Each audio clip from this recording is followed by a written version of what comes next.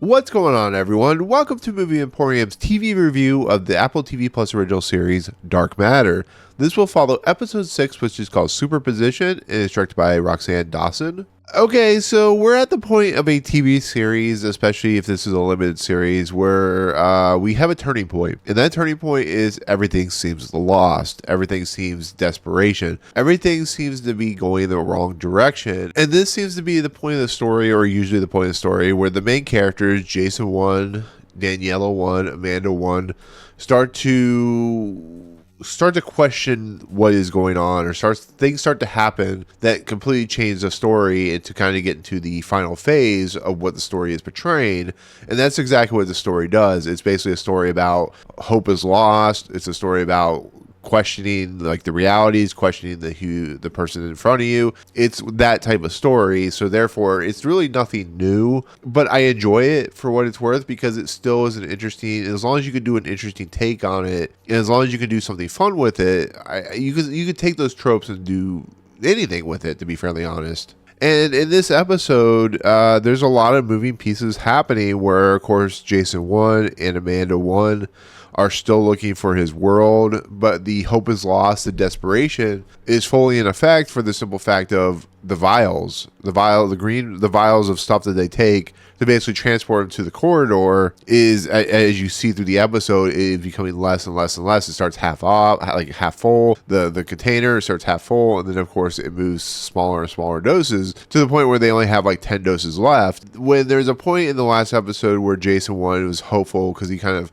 has an idea of like how he needs to get to where he's at. They're going into universes that are very similar, but just kind of minute details of differences. It's a really kind of, you're getting to a point where there has to be a plot point or a plot device that gets them to eventually get to the point where they need to be.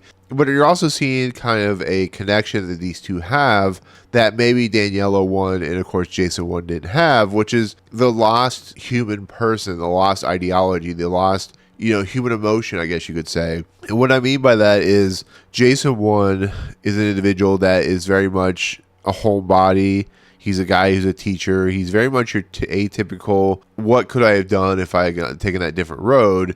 And Amanda is the individual who took that different road, as we see in this episode. They seem like simpatico, like if they met in a different life, they would be like the perfect couple, because of how they act, how they interact. There's points where they finally decide we're going to stay in this world that they travel to for overnight. They go and have like a great meal. They go and dance. And Jason 1's issue is not that he doesn't find Amanda attractive or Amanda like the kind of a good person. It's that he wants to get back to, he's so driven and so forceful to get back to his own world, which you would understand, that he kind of doesn't see what is the possibility that they can never get back to the reality that they're in, that he's from, and therefore she's trying to explain to him, maybe this not possible, maybe we're looking in the wrong spot. It's just Jason 1's always issue is going to be his drive to find his family, his drive to what he used to have, but he can't look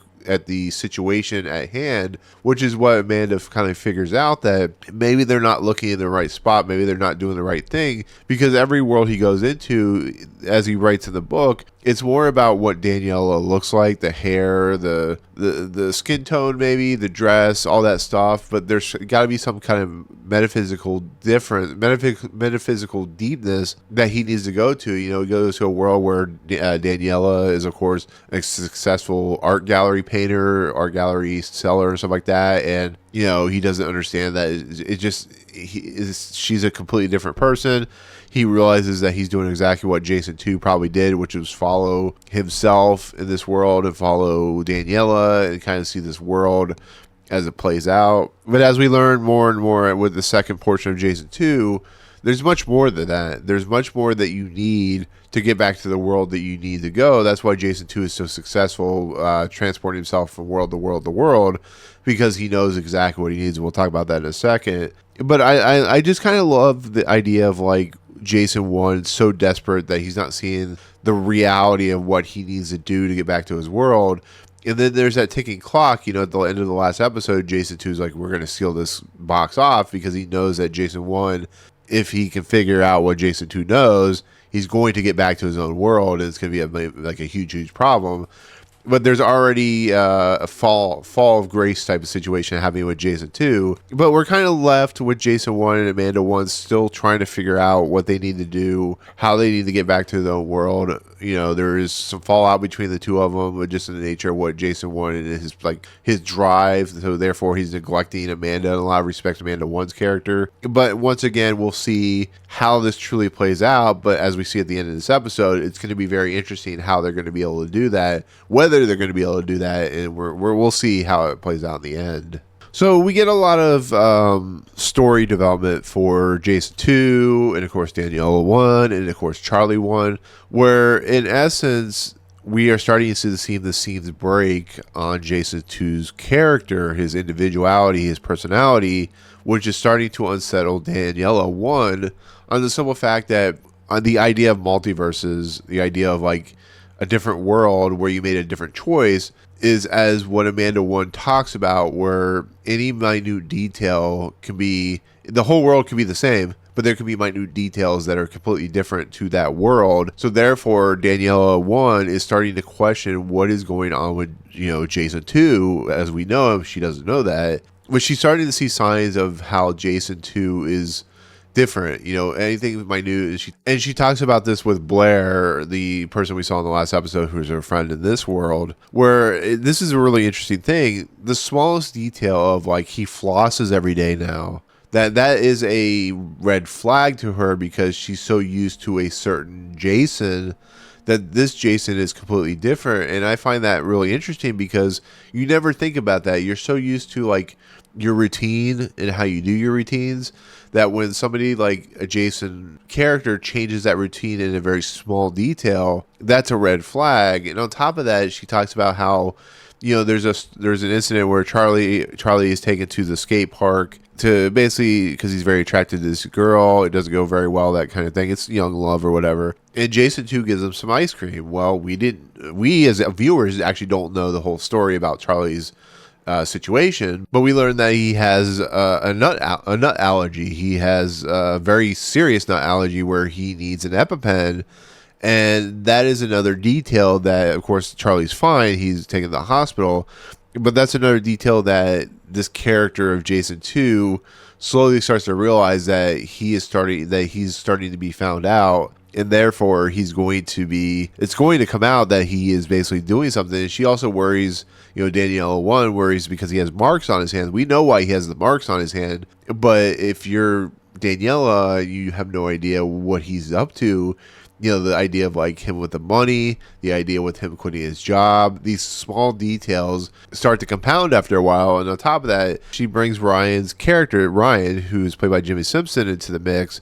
And she actually follows after kind of a fight because he misread to do something grand for her, because as we find out, the Amanda character is a psychologist or psychiatric individual who basically talks to Jason 2 in a session, which is really interesting to have Alice Braga come in as this character. But once again, the different choices we make, we see different choices about, you know, Amanda sees, of course, a different world where she has a kid and a husband and stuff like that. And it's a really interesting thing. It allows these individuals to play different versions of their character, which is a really cool thing to see.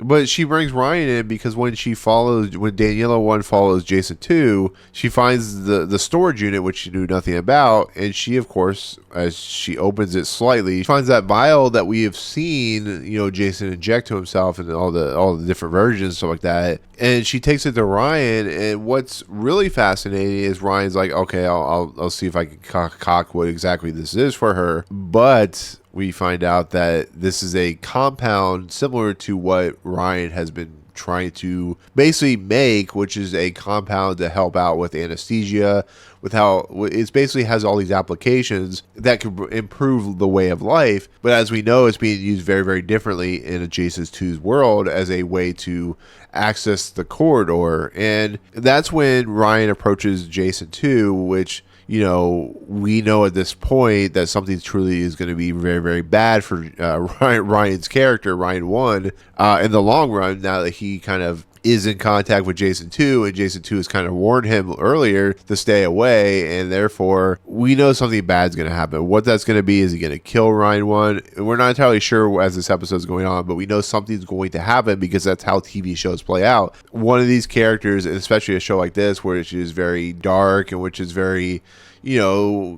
scary in a lot of respects when it comes to the nature of like the deception and the idea of murder and stuff like that. You never know exactly what's going to happen, but as we learn, we find out kind of what the box does. And we've already known that the box is kind of a multiversal, dimensional kind of object in a lot of respects. It's not, we don't know exactly how it's created, but we know that's what it is. But in the process, we know something's going to happen to Ryan. So therefore, Jason 2's like, I can show you what this chemical does, because, it's a competing compound to what, of course, Ryan is making. And Jason 2 takes Ryan into the box, has him inject himself, and as soon as they walk in, we see the corridor appear, which is a really cool shot. But in the process of everything, we find out that, and this is where I can't really explain it, because even though trying to read about it, I don't know, it's a lot of mathematics, which I'm not very good at. But basically what this box is, and what this corridor is it's the box replicating itself. It's the box creating the multi-dimensional places, but it's called a superposition, which is what the title is, what